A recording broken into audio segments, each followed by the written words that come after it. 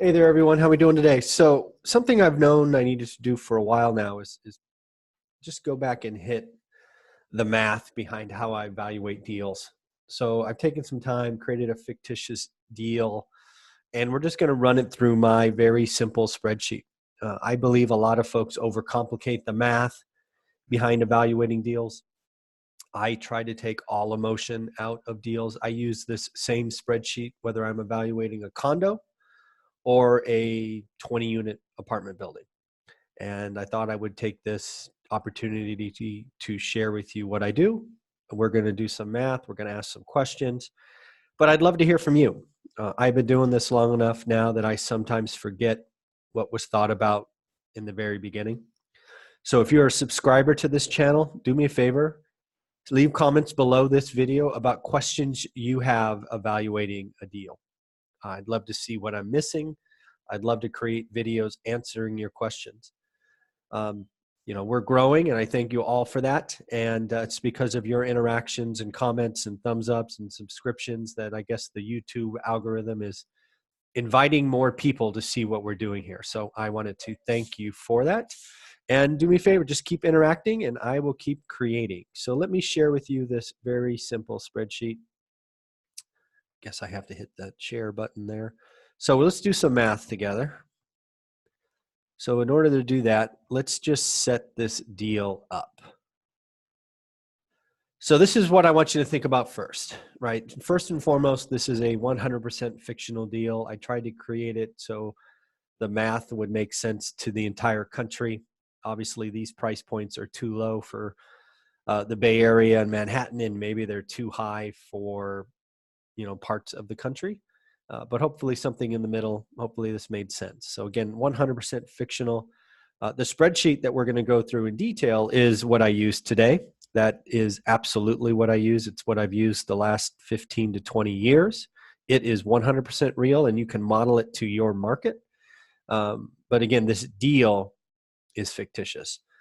So let's just assume the deal was brought to me, or I found it, or whatever you want to say. It was $150,000. Let's say that I estimate $25,000 in make ready. And again, this can be fuzzy, right? This number in early evaluation could be fuzzy. It doesn't have to be accurate. What I'm looking for early in my deal evaluations is what should I consider, right?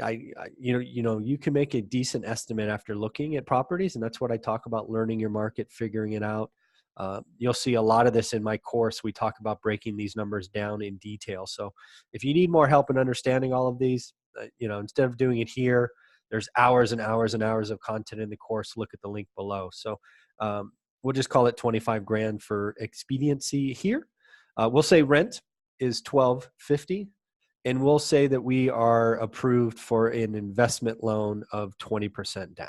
Okay. So that's what we know. So 20% of a purchase price of $150 is $30,000. So that's what we know today, okay? So what other questions do I think about, right? So first off, we got to fill out the other expenses, right? We need to understand what our mortgage payment is, right? So we got a 20% down loan, but what's the interest rate? What does the monthly cost look like? Am I doing a 15 or 30 year or any of that? What's insurance? Again, once you do this enough, you can get kind of an estimate for insurance, because when you're really learning your market, as I talk about, you're looking at a very specific asset and configuration. So all of them will be relatively close. We need to talk about property tax.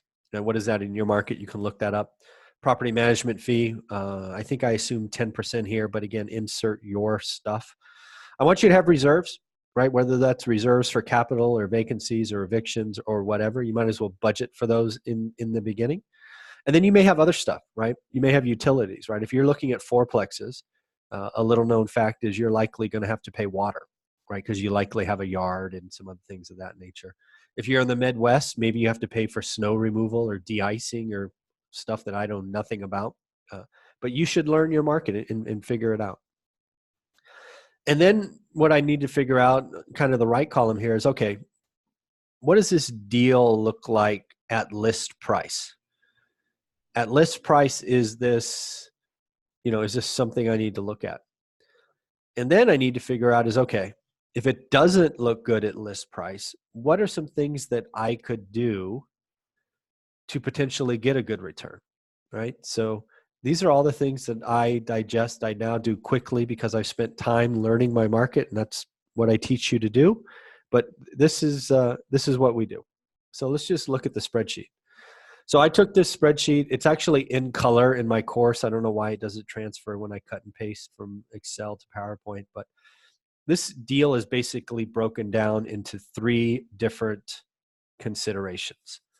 So the first 2 columns, let's just walk through this first 2 columns. There's only one difference.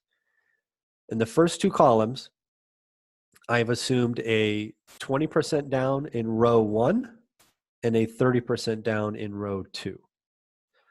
Right? So that's the only difference. So 20% down at 150 is 30 grand. 30% down is 45 grand. So there you go. Repair cost is the same, right? We estimated 25 grand. You're going to pay that no matter what. We're going to assume closing cost of $2,000, right? We're going to try to be apples to apples here. So in option 1, I have to take out of my bank account $57,000. And in option 2, I took out 72 grand because, again, I put an extra 10% down. Your mortgage payment, go ahead and use whatever interest rate you have. I think in my model, I did 6.5% interest only just for easier math. But again, use whatever is in your model, what you get approved for. I just had a student get approved for, I think it was a 3.9% 30-year fixed investment loan. Crazy amount. It's just crazy. I wish I could get those. Insurance and taxes are going to be exactly the same because, again, it's the same purchase price, same house. Property management, we're going to assume is 10%. As you'll see in a minute, that's our rent. Because it's a house in California, at least in my example, there are no utilities and all of that. The tenant is responsible. I did assume 10% expenses and vacancies. Use whatever you're comfortable with in your model. Makes my total expenses $1,088 in option 1 and $1,006 in option 2. Do you know what the difference is? Remember, in this example, we only have one variable that's different, and that's the down payment. So the $82 delta here between $1,088 and $1,006 is a lower mortgage payment because, again, you put more down in one model. So because you put more down, you're getting more cash flow in option 2, right? You get $244 and you get $163. What's interesting, again, in my model, I only care about yield. I'm getting a 4% yield by putting more down, and I'm only getting a 3% yield when I put less down because you're paying higher mortgage payments. So it's pretty interesting, right? So again, this is what I do every time. Same model, same every time. What I did do is blow this model out because, again, I don't like 3 and 4%.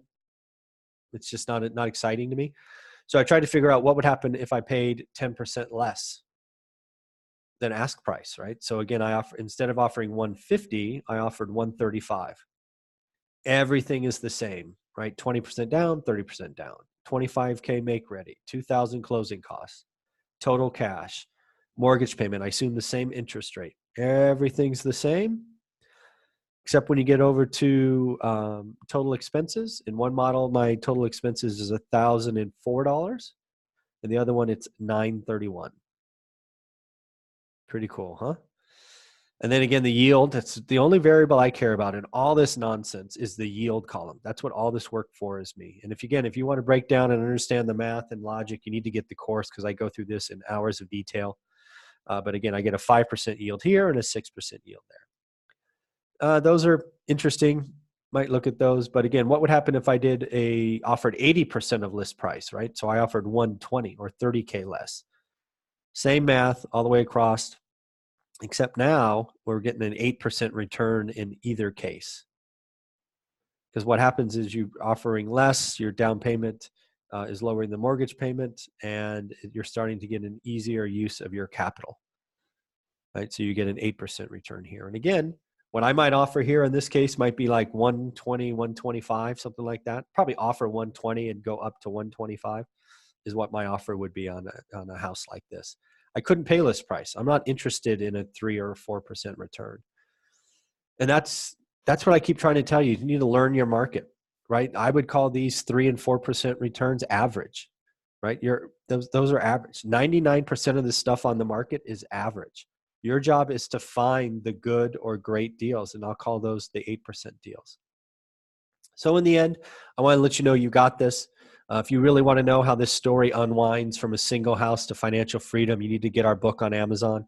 A lot of you have our book, which we appreciate. Do us a favor. Please go back to Amazon and leave a 5-star review, even if it just says great book. Olivia and I are trying to get to 200 reviews on Amazon, which would be a huge mark for self-published authors. So again, we believe in you. You got this. If you need help in understanding the spreadsheet in detail, your best answer is to pick up the course, link in the description. It's only $199. We did it on purpose. Plus, you get access to us in our private Facebook group. And if you have questions, we are happy to interact with you. So hopefully that made sense. I know the math sometimes can be troubling behind deals. Again, list price is just a starting point. You don't have to pay it. Understand the math. I believe all this conversation about complex deal evaluation is just either they're hiding something or they're just trying to make it overly complicated. I want you to have a better financial future. You can do that by lowering your and understanding your wants and needs. You can start saving. You can start learning your market. And when you have a nest egg to invest, go make an investment. Be confident in yourself. You got this. If you ever need to feel confident, read the book, One Rental at a Time, because it will just tell you our story. It has its ups and downs, no doubt, but it does end in financial freedom. And we are happy to put it out there. And if you ever need to be reminded, read it again, because it'll give you the confidence that, yes, this stuff does work out. All right, buddy. Have a great day.